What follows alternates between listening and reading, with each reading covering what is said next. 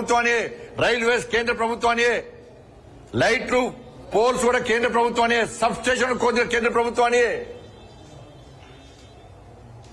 మీరు చెప్పండి స్కీమ్స్ మీ ఇస్తాను 6 గంటలకి అతిగతలేదు మీకు. కాబట్టి మళ్ళీ చెప్తున్న రాష్ట్ర ప్రభుత్వానికి, మాకు భేషజాలు లేవు, మాకు వేరే కుట్ర యత్నాలు మాకు లేవు. వీలక మేము కలిస్తేనే తెలంగాణ రాష్ట్రానికి అభివృద్ధి జరుగుతుంది, తెలంగాణ రాష్ట్ర ప్రజలకు న్యాయం జరుగుతుంది. నేను మళ్ళీ చెప్తున్నా, కేంద్ర ప్రభుత్వ యొక్క సంక్షేమ పథకాల పేరు పక్కా పెట్టాల్సిందే, పెట్టి తీరాల్సిందే, లేకుంటే నేరుగా లబ్ధిదారులకు ఇస్తాం. ఆలోచించాలని కోరుతాను నేను. అదే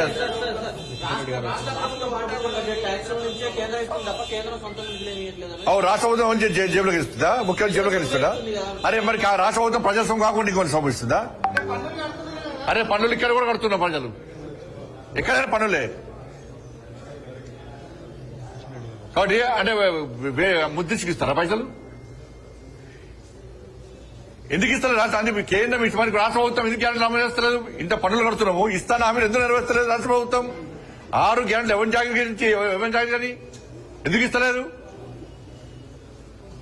రాష్ట్ర ప్రభుత్వానికి వేరే దేశానికి పైసలు వస్తున్నాయి, ఏమన్నా పాకిస్తాన్ బంగ్లాదేశ్ పైసలు వస్తున్నాయా? వాళ్ళు ట్యాక్సీ కడుతురా?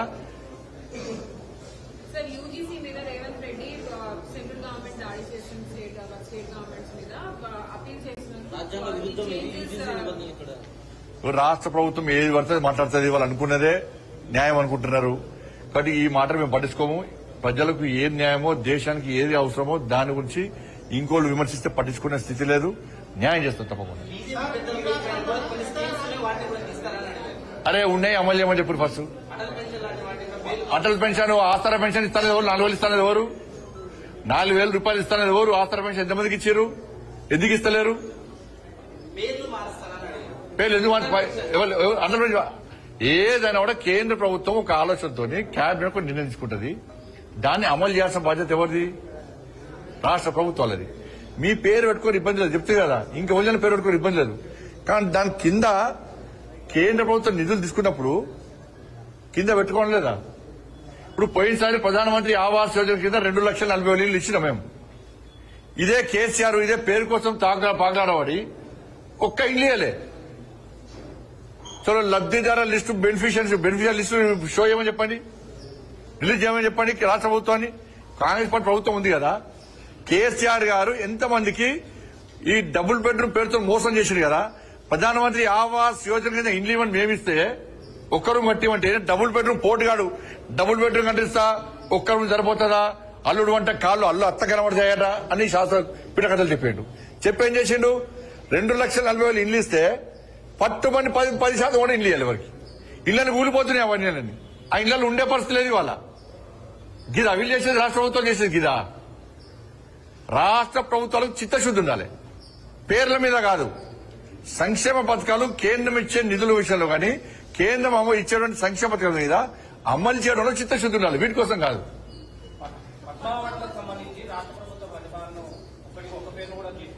రాష్ట్ర ప్రభుత్వం ప్రతిపాదనలు పంపే సమయంలో ఎవరి పేరు పంపాలో వాళ్ళ పేరు పంపాలి.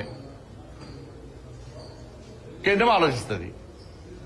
మీరు పంపిన పేర్లను ఇస్తారా? ఇది అన్ని ఆలోచిస్తారు. పంపేటప్పుడు కూడా జాగ్రత్త పంపాలి, మంచి వ్యక్తుల పేరు పంపాలి. వీళ్ళు మంచి వ్యక్తులు కాదంటలే, నేను పద్మశ్రీ అవార్డు వచ్చేటువంటి స్థాయి వ్యక్తులను పంపాలి, పంపిస్తారు. ఎట్టిస్తామన్నా? ఎట్టిస్తాం, గద్దరికి ఎట్టిస్తాం చెప్పండి అని భావాజాలం ఏంది? ఎంతమంది భారతీయ జనతా పార్టీ కార్యకర్తలను మర్డర్ చేసిన వ్యక్తులు ఆయన ఎట్టిస్తాం? మేము పక్కా అయ్యాం.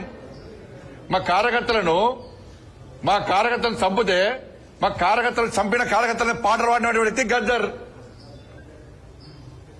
అనేక మంది పోలీసులను ఎన్కౌంటర్ చేసిన విషయంలో గద్దర్. ఎట్లిస్తాం? మీరు వంశం ఇస్తామేంటి అవార్డ్స్? భయపడే ప్రసక్తి లేదు, వెనుకపోయే ప్రసక్తి లేదు. వందల మంది భారతీయ జనతా పార్టీ కార్యకర్తలు నమ్మిన సిద్ధాంతం కోసం భారత్ మాతా కీ జై అని చెప్పి ఆందోళన చేస్తుంటే నక్సల్స్ భావోద్వేగ గద్దర్ మా కార్యకర్తలు హత్య చేయించిండు. ఎన్ఐఏ ఎంక్వైరీ చేసింది గద్దర్ గారి మీద. అనేక మంది పోలీసులను ఎన్కౌంటర్ పేరుతో మర్డర్ చేసిండు. అటువంటి వ్యక్తిని ఏ విధంగా పంపుతారు ఇవాళ?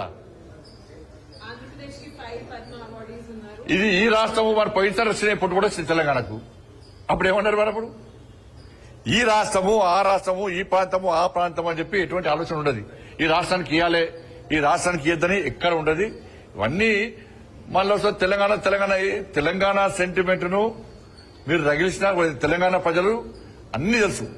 ఎవరు తెలంగాణ సెంటిమెంట్ తో లాభపడ్డారు, ఎవరు అమాయకులు బలైపోయారు, ఇవాళ ఎవరు లాభపడ్డారు, ఇలా ఎవరి వల్ల తెలంగాణ రాష్ట్రం అభివృద్ధి చెందుతున్నది, ఎవరు నిజమైన తెలంగాణ కోసం ఇవాళ బిల్లును ప్రవేశపెడితే సపోర్ట్ చేశారు, ఎవరి సపోర్ట్ ఏ పార్టీ సపోర్ట్ వల్ల తెలంగాణ రాష్ట్రం వచ్చింది, అన్ని తెలంగాణ ప్రజలు తెలుసు. కాబట్టే ఇవాళ నరేంద్ర మోడీ గారి ప్రభుత్వానికి భారతీయ జనతా పార్టీ తెలంగాణ ప్రజలు